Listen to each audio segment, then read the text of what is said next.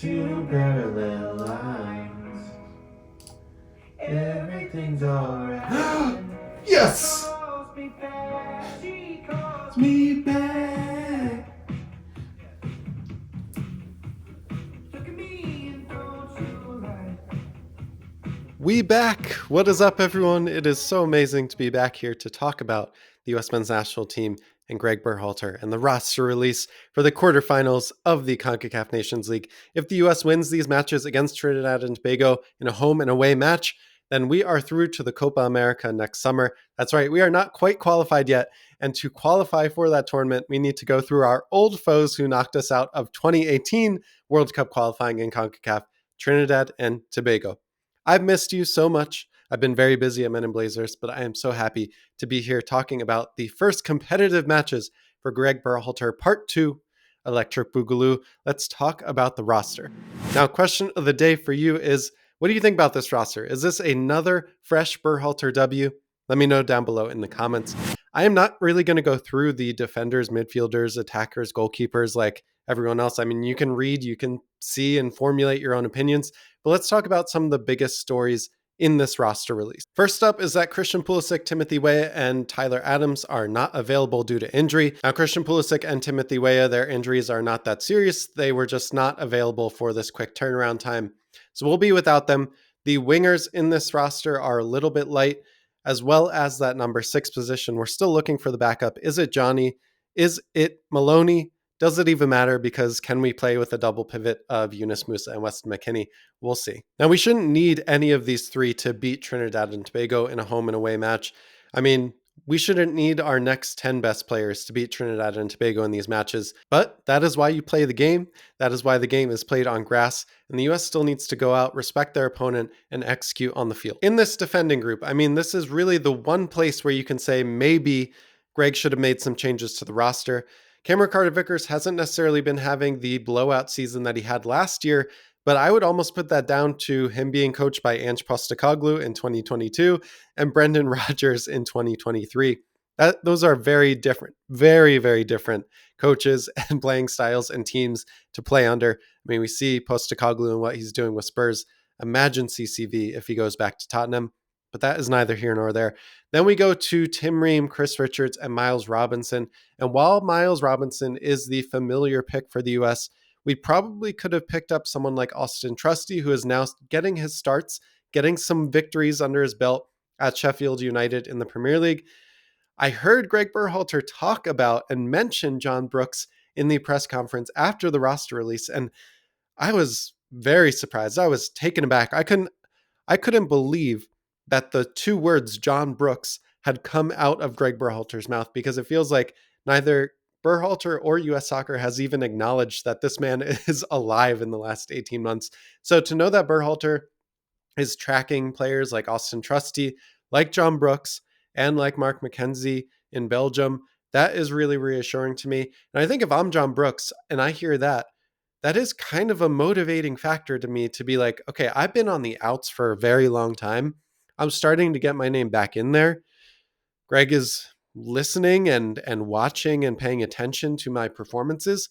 If I can string together some 7s, some 8s in terms of performance, maybe I can get back in this roster. And that is probably something that John Brooks needs to hear. Now, we also have something that we haven't seen in a long time, is that Paxton Aronson and Brendan Aronson are on this roster together.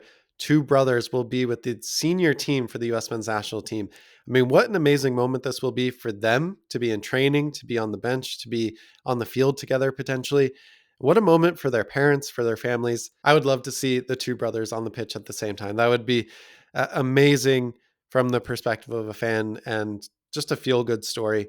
I feel like the Aronsons are such good, genuine, and wholesome people that it would be awesome to see two brothers come onto the pitch from the dungeon of where they played in the basement and hone their skills onto the field at the same time for the senior U.S. national team. Now, we've been looking for a backup number 6 for a very long time to Tyler Adams. I mean, Pulisic and Weah's injuries are a little bit fresher on our mind, but Adams has been out for a very long time and will be out for the foreseeable future as well. So we have players like Johnny, we have players like Maloney that are trying to step into that 6. Johnny is apparently getting a move from his Brazilian team to Real Betis in La Liga in the winter. And for me, like, Yeah, Johnny has been doing amazing. If we play like a flat 4-3-3 where we need a holding midfielder, Johnny is probably the closest that we can get to Tyler Adams, or at least like they're not really the same player, but at least someone who's competent and can move the ball and shut down counterattacks. That is Johnny. But at the same time, my best 11 here does not include Johnny, does not include Maloney. I think we play with a double pivot of Yunus Musa and Weston McKinney. And we have two tens on this roster as well in Gio Reyna and Malik Tillman. The wingers are light, like I said, so I could see us playing with Gio Reyna on the wing and playing Malik Tillman at the 10. We've seen Gregg Berhalter for a long time be a believer in the flat 4-3-3, where you played with a 6 and 2 eights. But we did see him play Gio Reyna centrally against Germany. And for that first half, at least, like we were in the game, we were playing really well. And we almost came out in a 4-2-3-1 with Gio Reyna as the attacking midfielder. So I think we could see that again. Although, like, I think Gio Reyna is probably best placed just because of who's available to be the right winger for this team right now. And Malik Tillman, I mean, just putting in work. If you watch him at PSV, it's awesome. And I will say too, like just to move naturally to the striker position and the conversation, PSV has been not just because of the Americans, but one of the most fun teams to watch in Europe this season. They are on a perfect record right now. I think they have 13 wins and 13. They have like a plus 35 goal differential. So I look at that and I think about the striker conversation between Fuller and Balogun and Ricardo Pepi. Pepi is going to have a difficult time getting a lot of starts and getting a lot of time, really, because he's behind Luc de Jong, who's the captain for PSV. I mean, 13 wins and 13. Why change what's working for you? And Luc de Jong is one of the leaders on that pitch.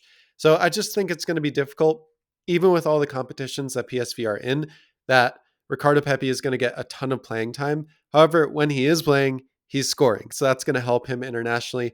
Fuller and Balogun, it looks like he's won the competition between him and Ben Yedder. Monaco at some points this season has played with two strikers up top, but in the last few matches, Fuller and Balogun has been the solo striker on the pitch, and he's going to get goals, he's going to get playing time. And I love to see this competition play out internationally because I really believe in both players. Like both of these players can be elite level strikers, but they come from such different backgrounds. And like for Ricardo Pepi, he's someone that has just had to grind at every step of the way to get his name even mentioned, to get himself even near the US roster, even saving us, in in El Salvador in CONCACAF qualifying over the last cycle. And still, he had to fight for every single inch to get on this roster. And then Balogun, obviously, right, he's a professional. He's had to fight for every inch. But at the same time, he was at Arsenal. He's at Monaco. He's been at big teams. He's scoring big goals in Europe. So it's easy to see the star power and it's easy to get excited about what Balogun can bring you to the nine. But I actually think they're much closer in terms of skill and output that they can bring to the US. And I love that for us as a competition. Only other thing I'll say about this roster is that Luca Kosho, if he did want to commit, this was kind of a perfect window because of the injuries at the winger position. If you don't know, he's a very young player on Burnley in the English Premier League. He is eligible for the US, Canada, and Italy. He's essentially been with every youth national team. But Greg said he's having consistent conversations with him, and we'll see in due time. I'm taking that positively. But if I'm Luca, I mean, this was kind of the perfect window to get into the team and get some playing time for the US. Overall, I really love this roster. I mean, there's so many things to actually like about it, and there's very few things to not like about it and to argue about. But you tell me, what do you think about this roster in the comments down below? I will be reading and responding to every single one like I always do. I think that's more than enough to get the job done against Trinidad and Tobago. Guys, thank you so much for being here. I know I haven't posted a ton of content lately, but I've been hard at work trying to get Men in Blazers to 100K subscribers. We are almost there. But I love you. Thank you so much for being here. And I'll see you next time on It's Called Soccer. I will be trying to follow all of the games and posting content around that. So make sure to subscribe, like, comment. Let's hit up that algorithm on this video. See ya.